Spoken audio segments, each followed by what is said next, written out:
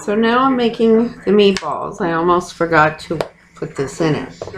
I have like 2 pounds of meatball mix, which is ground pork, ground veal, and ground beef. I added about a half a cup of shredded mozzarella cheese. I used the block cheese and put it in the chopper. Some Italian flat leaf parsley, probably about a half a cup of that. Probably 4 garlic cloves minced up. I'm going to add some garlic powder. I use garlic powder instead of garlic salt. So about 2 teaspoons. About a half teaspoon black pepper. I normally do this to seed, so I'm going to say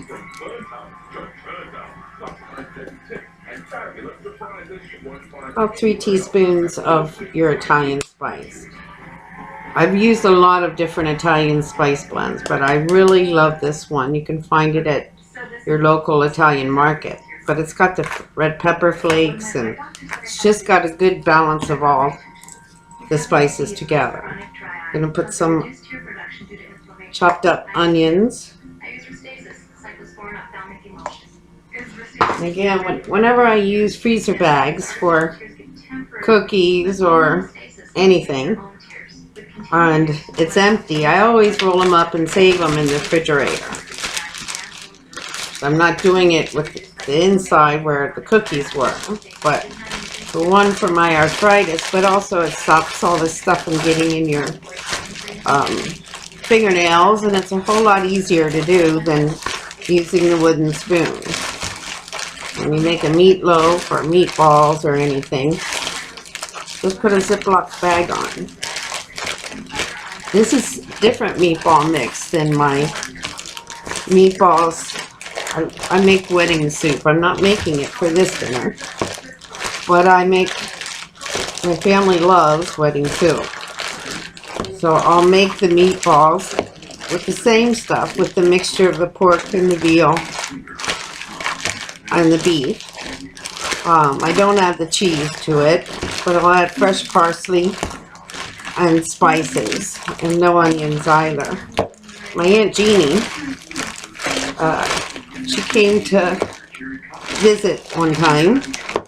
I ended up having to have emergency surgery, and she came and stayed with us for about a week. And in the meantime, she was cooking and everything. She's an awesome cook, awesome. All the Virai girls are awesome cooks. But she had taught me, when you make the Italian soup, you have to make probably 50 little tiny meatballs, which is a pain in the butt. It's okay now because I have grandkids and their little hands make them the perfect size. But she taught me, just make your meatball mix, push it down, flatten it out in a 13 by 9 baking pan, just fill the whole pan and flatten it out, and cook it like that, and then just when it's done, cut it in little squares, like about the size of the little meatballs. And then of course I drain it on paper towels and then add it to my soup.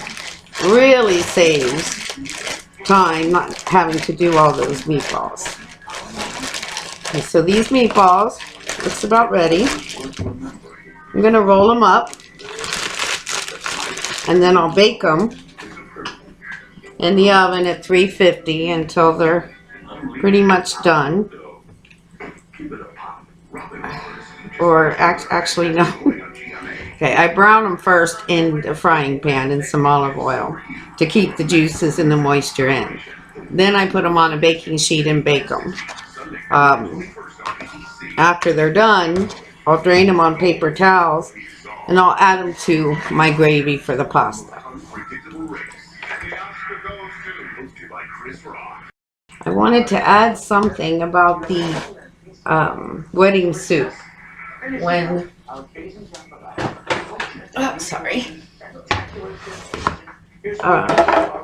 For years, I get a lot of requests to come and cook for private parties and stuff, which I can't really do that anymore.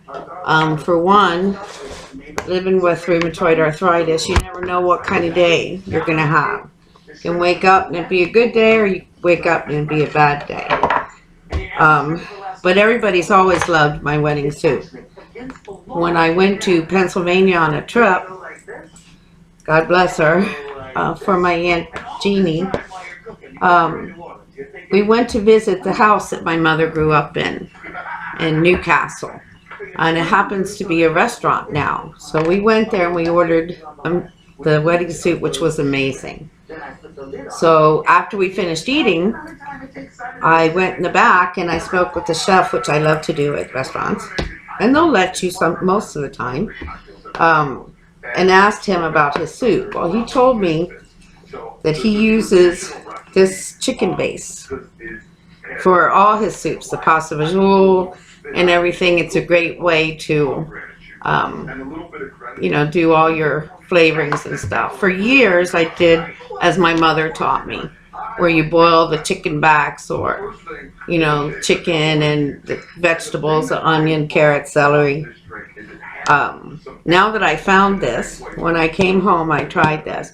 This is amazing. I suggest everybody who cooks get some. I found it at BJ's. But you just put some of this in some water, and it tastes like you've been cooking chicken broth for 2 days. And you could have the soup in the same day. It doesn't have to cook all day. I've also used it where I mix a little in some water and put it in my chicken marsala sauce. I put it in my chicken francais sauce. I put it in a lot of things. It really adds a rich texture. And as I told you, even when you're sick, you can just put some in a cup with some water, but it's an amazing, it comes out exactly like you cook chicken broth for 2 days. So I highly suggest. So I've already told you about the meatballs for the wedding soup.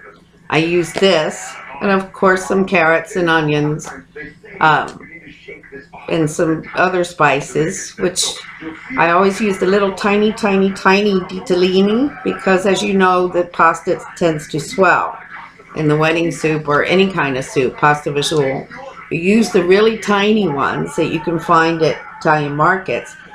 It doesn't matter if it swells, you can leave it in there. Otherwise, regular ditalini, I would cook it separate and put it with your wedding soup. And always, a lot of people use spinach. I love escarole.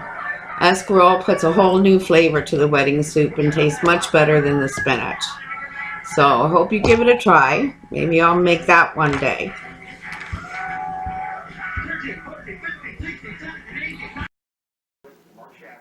This is why I finished baking the meatballs in the oven. All this grease would be in your sauce. Not a good thing. That's why I don't use breadcrumbs and eggs in my meatballs.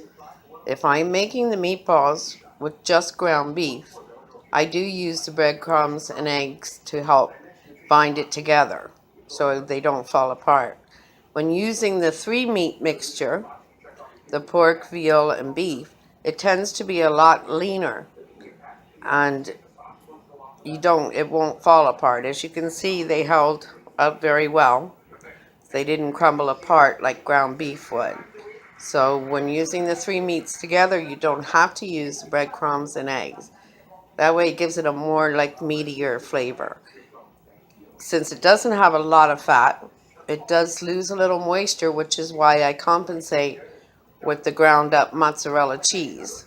That will add moisture, and the parsley will put moisture back into the meatballs because of all the lean meat. So if you use ground beef, breadcrumbs and eggs. If you use the 3 meats, you don't need it.